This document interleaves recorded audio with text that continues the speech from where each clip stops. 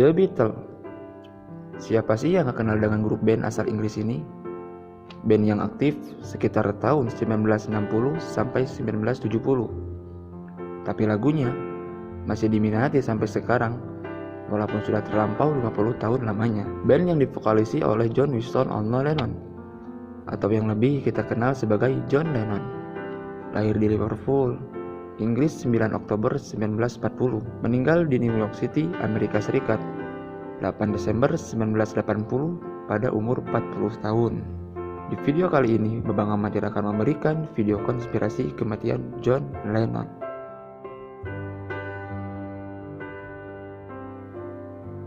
Sebelum kita membahas terbunuhnya Lennon, lebih baiknya kita mengetahui masa lalu John Lennon terlebih dahulu. John Winston Lennon lahir pada tanggal 9 Oktober 1940 di Liverpool dari pasangan Julia Stanley dan Alfred Lennon. Alfred ayah Lennon seorang pelaut yang sering berpergian dan jarang kembali ke Liverpool. Bahkan, ia tak hadir pada saat John Lennon kecil lahir. Konon pada malam Lennon lahir, sedang terjadi serangan Jerman atas Inggris pada Perang Dunia Kedua. Didorong oleh kejadian ini dan juga kekaguman Julia, ibu Lennon, pada Winston Churchill, bayi itu pun diberi nama tengah Winston, dari nama Perdana Menteri Inggris yang tenar di masa itu. Lennon kecil hidup dalam pengasuhan ibunya. Tak lama kemudian, Julia, ibu Lennon, bertemu dengan John Dykins, dan kemudian ibu Lennon dan Lennon pindah tinggal bersama pria tersebut di sebuah apartemen kecil. Perilaku ini menjadi gunjingan orang Liverpool karena ibu Lennon masih berstatus sebagai istri Alfred Lennon. Karena melihat kejadian tersebut, Mimi Smith, kakak tertua Julia, ibu Lennon atau bibinya Lennon, akhirnya memaksa untuk memboyong John kecil tinggal bersamanya.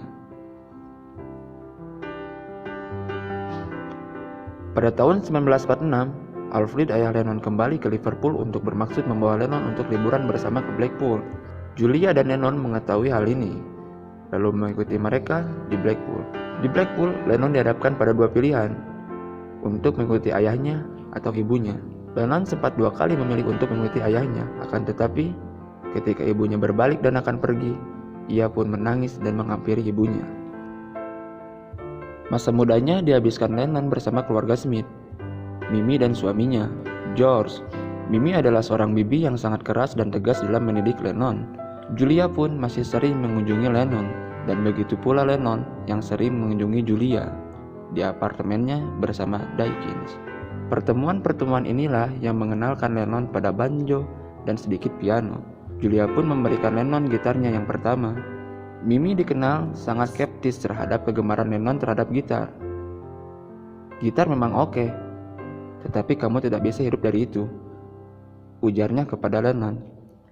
Beberapa tahun kemudian, ketika Lennon telah sukses, ia menghadiahkan Mimi sebuah plakat emas bertuliskan kata-kata tersebut.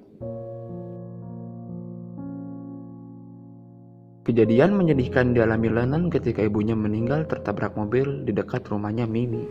Di depan mata Lennon yang saat itu masih berumur 17 tahun. Sifat anti pihak penguasa mungkin bermula dari peristiwa ini. Ibunya meninggal dunia karena kecerobohan seorang polisi pengendara dalam keadaan mabuk. Kendati demikian, polisi tersebut lepas dari segala tuntutan. Lennon pula dikenal sebagai badut kelas di sekolah. Di kelas, ia hanya menggambar kartun guru-gurunya dan melucu. Rapotnya sangat buruk, dan akhirnya ia masuk ke Liverpool College of Art. Disinilah ia bertemu dengan Cynthia Fowle yang kemudian menjadi istrinya yang pertama. Di college, ia tetap tidak serius dan akhirnya keluar sebelum menyelesaikan pendidikannya.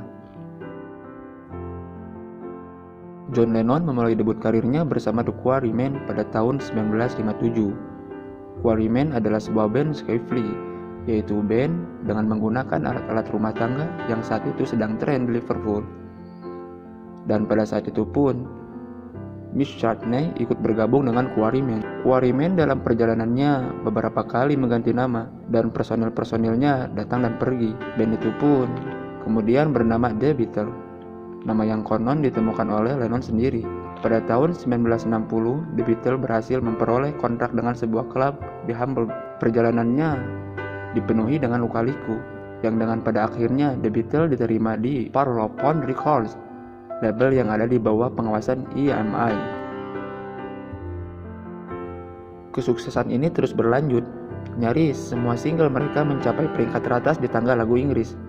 Tetapi, single I Wanna Hold Your Hand pada tahun 1964 adalah single pertama yang berhasil menembus industri musik Amerika Serikat, sekaligus mengawali apa yang disebut sebagai British Invasion.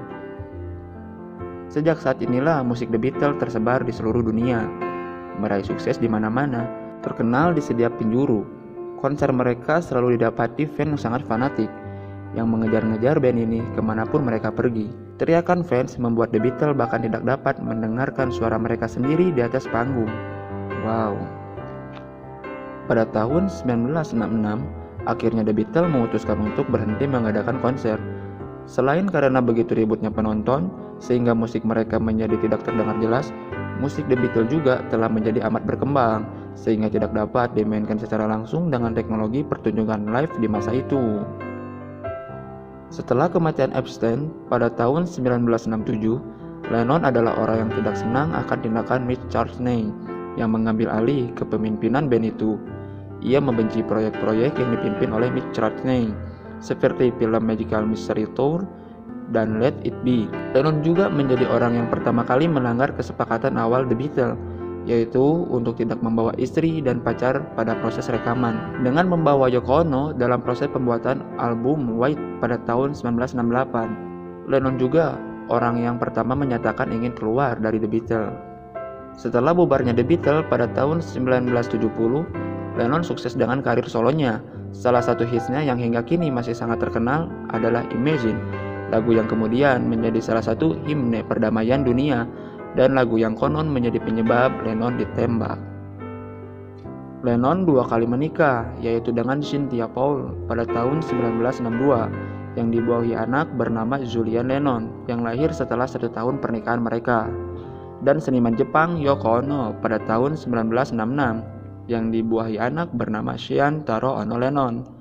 Lennon meninggal di New York pada usia 40 tahun karena ditembak oleh penggemarnya yang gila. Ditembak oleh penggemarnya sendiri, yaitu Mark David Chapman. Mark David Chapman lahir di Dallas, Texas, Amerika Serikat 10 Mei 1955. Adalah seorang warga negara Amerika dan narapidana yang terkenal karena membunuh musisi terkenal John Lennon. Chapman besar di Georgia, yang merupakan penggemar The Beatles sejak pertama kali terkenal. Ia mulai belajar gitar dan ingin menjadi musikus, namun kemudian ia menjadi orang Kristen fundamentalis. Kristen fundamentalis adalah sebuah gerakan dalam sebuah aliran, paham atau agama yang berupaya untuk kembali kepada apa yang diyakini sebagai dasar-dasar atau asas-asas. Chapman percaya bahwa The Beatles berpengaruh buruk bagi banyak orang, John Lennon khususnya, karena pandangan Lennon pada agama dan negara. Saat Lennon meluncurkan lagunya Imagine pada tahun 1971, banyak tokoh terkemuka yang tak menyukainya. Chapman memparodikan lagu itu dengan Imagine John Lennon Dead. Semua berawal saat John Lennon meluncurkan album baru, Double Fantasy, dengan istrinya Ono Yoko. Chapman mengetahui dari buku di mana tempat tinggal Lennon di New York City, dan tak sulit baginya menemukannya di seluruh kota. Chapman meluruh ke New York beberapa kali dan gagal. Berpikir tentang apa yang ingin dilakukannya, ia berpikir tentang bunuh diri sebelum akhirnya ia memutuskan untuk membunuh Lennon. Ia merasa bahwa melakukan hal ini akan agak mengurangi beban masalah kehidupannya sendiri. Pada tanggal 8 Desember 1980, Chapman mengunjungi New York lagi bertemu Lennon dan Yoko Ono saat mereka meninggalkan rumah untuk pergi ke sesi rekaman. Lennon menandatangani kopian Double Fantasy untuk Chapman. Akhirnya Chapman memutuskan untuk menunggu Lennon hingga mereka kembali dari sesi rekaman. Sekembalinya Lennon, saat itu Lennon memasuki bangunan apartemennya. Chapman mencabut pistol, memanggil Lennon, lalu menembakinya beberapa kali. Lennon pun terjatuh dan meninggal dalam perjalanan ke rumah sakit akibat kehabisan darah. Yang ngerinya, Chapman tak mencoba angkat kaki setelah kejadian tersebut, malah membaca buku The Catcher in the Rye saat polisi datang ke TKP. Mereka menahan Chapman, yang kemudian menyatakan diri bersalah sebagai pembunuh Lennon. Ia berkata di pengadilan bahwa Tuhan telah menitahkannya berbuat demikian. Ia dijatuhi dakwaan pembunuhan tingkat kedua. Namun sama halnya seperti pembunuhan tokoh besar lainnya, ada saja konspirasi soal pembunuhan John Lennon. Teori yang paling gila adalah John Lennon bukan dibunuh oleh Mark David Chapman, tapi oleh novelis terkenal bernama Stephen King. Teori ini dikembangkan oleh Steve Lightfoot.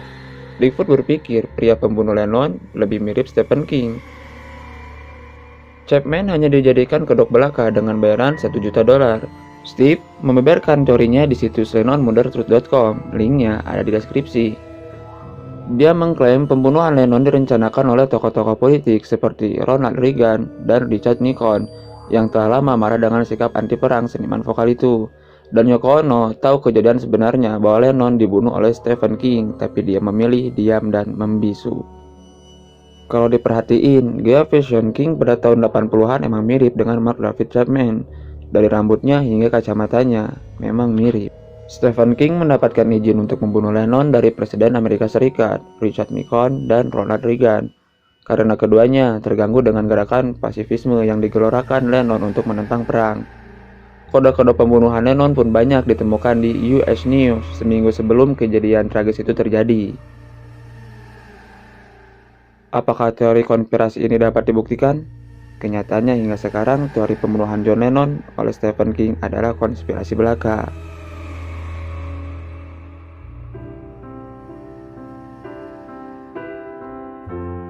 Sampailah kita di akhir video. Untuk teman-teman yang suka video ini, jangan lupa like, share, and comment video ini. Dan juga subscribe channel Babang Amatir agar channel ini dapat lebih berkembang. Sampai jumpa di video Babang Amatir selanjutnya.